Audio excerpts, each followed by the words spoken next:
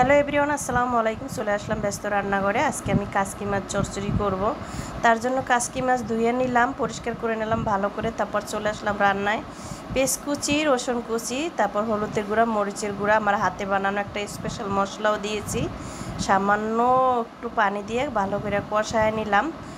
এভাবে আপনারাও কষায় রান্না করবেন। কাসকি মাছ দিয়ে দিলাম টমেটো, আমি আসলে ফ্রোজেন করে রাখি, তাই মাঝে মধ্যে তরকারিতে আর কি দেই। তারপর এটা দিয়ে একটু লাড়াচাড়া দিবে। এভাবে আপনারা রান্না করে খেয়ে দেখবেন, ভালো লাগবে।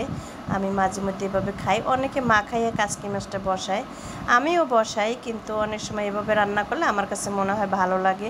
এভাবে আপনারাও রান্না করে খেয়ে দেখবেন, ভালো লাগবে। আর আমার ভিডিওটা যদি ভালো লাগে তাহলে অবশ্যই লাইক, কমেন্ট, শেয়ার করে দিবেন। আর একটা ফলো দিতে কিন্তু ভুলবেন না, অবশ্যই ফলো দিবেন। আর এভাবে চচ্চড়ি করে খেয়ে দেখবেন কেমন লাগে। আমি অবশ্য অনেক সময় তেলের ভিতরেও চচ্চড়ি করি, শুধু তেল, পানি পুনি কিছুই দেই না, সামান্য একটু পানি দিয়ে নিলাম। এইভাবে আমার কাছে ভালো লাগে আর টেস্টটা বাড়ে। ধনিয়াপাতা ছিল না, তাই আমি একটু জিরার পাখি দিয়ে নিব পরবর্তীতে।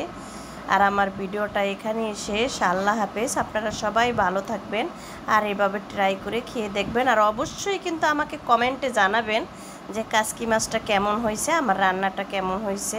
আসলে আমি আপনাদের মতন অত সুন্দর করে পারি না, তাই আর কি বলি না। এই যে দেখেন হয়ে গেছে। ভিডিওটা এখানেই শেষ। আল্লাহ হাফেজ।